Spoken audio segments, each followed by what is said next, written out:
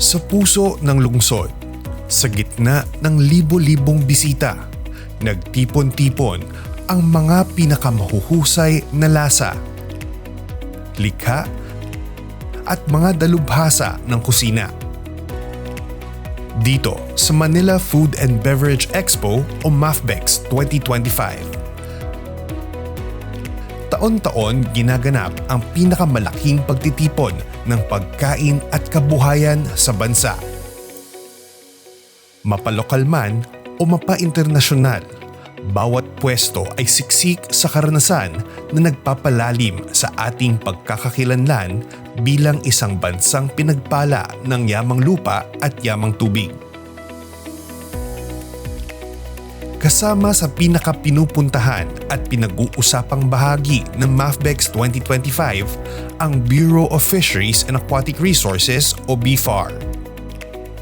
Isang pambansang ahensyang may malinaw na layunin. Palakasin ang sektor ng pangisdaan. Suportahan ang mangingisda at tiyakin ang seguridad sa pagkain ng sambayanang Pilipino.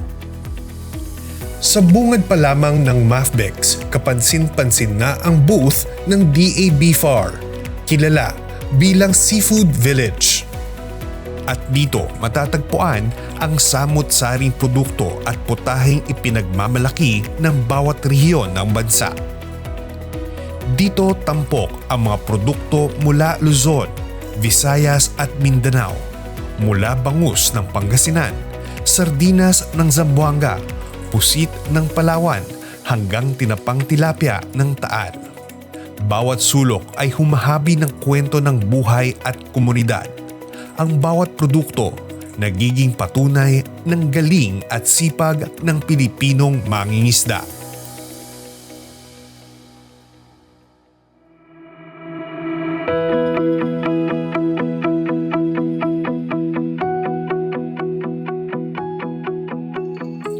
Hindi lamang pagpapadami ng huli ang layunin, kundi ang pagpapaangat sa halaga nito.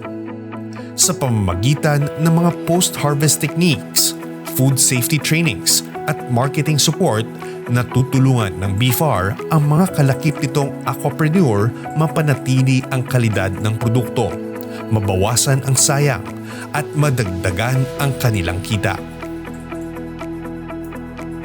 Sa isang globalisadong merkado, kalidad ang pangunahing batayan. Kaya naman ipinamalas ng BFAR ang lawak ng food diversity ng Pilipinas. Mula huli hanggang pagproseso, hanggang sa pamilihan. Itinampok dito ang talino at likhang lokal ng mga maliliit na industriya sa baybayin. Mga produktong inasnan, dinaing, ginawang gourmet o debote. Bawat isa may sariling kwento at sipa ng sarap. Sa bisa ng makabagong kaalaman, suporta sa food safety at ang kahusayan ng mga komunidad, ang mga produktong ito ay handang makipagsabayan sa pandaigdigang merkado. Bitbit ang tatak ng kalidad at husay ng mangingisdang Pilipino. As always, kasi taon-taon namang sumasali ang BFAR sa MAFBEX. So we always try to maximize our participation to MAFBEX, and of course, optimize na rin ang ating resources. I think based on the number of participants, masasabi ko po is for BFAR, I think BFAR has really to continue doing what BFAR is doing now through our division, kasi basically we really need to help and boost the business assist our MSMEs, the fishery-based MSMEs, because kailangan nila yung suporta ng gobyerno. Hindi lang teknolohiya ang dala ng BFAR, dala rin nito ang pagkakataon. Sa pamamagitan ng credit matching activity, Dinala mismo ng BFAR sa MAFBEX ang mga bangko, lending institutions at financing partners para makipagtagpo sa mga mangingisda, cooperatives at MSMEs. Isang matchmaking arena ng mga ideya at pagkakataon makilahok sa industriya kung saan kahit ang mga nasa isla ay may boses at access. Well, sa credit matching kasi, basically, ang objective nun is we try to showcase the available credit programs or facilities ng iba't ibang financing institutions. The first part of the activity is yung plenary session na tinatawag. Dito binibigyan namin ng oras ang mga invited resource speakers to talk about their credit programs at kung ano itong mai-offer nila sa mga interested borrowers. And then in the afternoon, yun na yung credit matching proper na the interested borrowers they get to talk to the representative of the financing institution on a one-on-one consultation approach. Actually, marami po akong natutunan dito ngayon at pagdating ko ay nais ko pong ipamahagi sa mga kasama ko, sa mga members ng association namin. Dahil marami po akong natutunan at gusto kong i-share sa kanila kung ano yung mga natutunan ko para hopefully mapaganda ang kinabukasan namin sa association para maunlad ang mga kasama ko at mag-improve ang pamumuhay namin as association. Ang una ko pong napili is yung sa DSWD. Natuklasan ko na sa pamamagitan ng programa nila ay maaaring makatulong pala sa aking association para mas umangat sana, mapaganda ang situation namin doon sa association namin. Samantala, isa namang pagkakataon ang bukas sa mga nais mamuhunan sa sektor. Isinagawa ang Fisheries Investment Forum, isang pagtitipon ng LGUs, exporters, cooperatives at private sectors.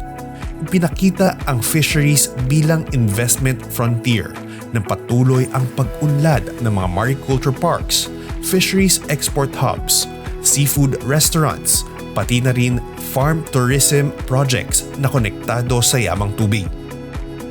Sa pangunguna ng BFAR at sa pakikipagtulungan ng mga kaakibat na ahensya, ang yamang tubig ay nagiging puwersa ng pambansang pag-unlad.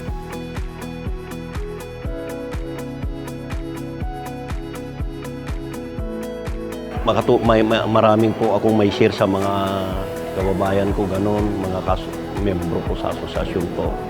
Ang natutunan po kung paano yung pag-aalaga at saka paano po may apply tungkol sa business para gumanda at pagpatakbo ng business po. Malaking tulong po kasi tungkol para sa asosasyon po namin, pag nabenta po namin yung marinated dried tilapia po, may pagkukunan po kami para sa budget po na susunod na budget namin sa pag-aalaga ng tilapia po.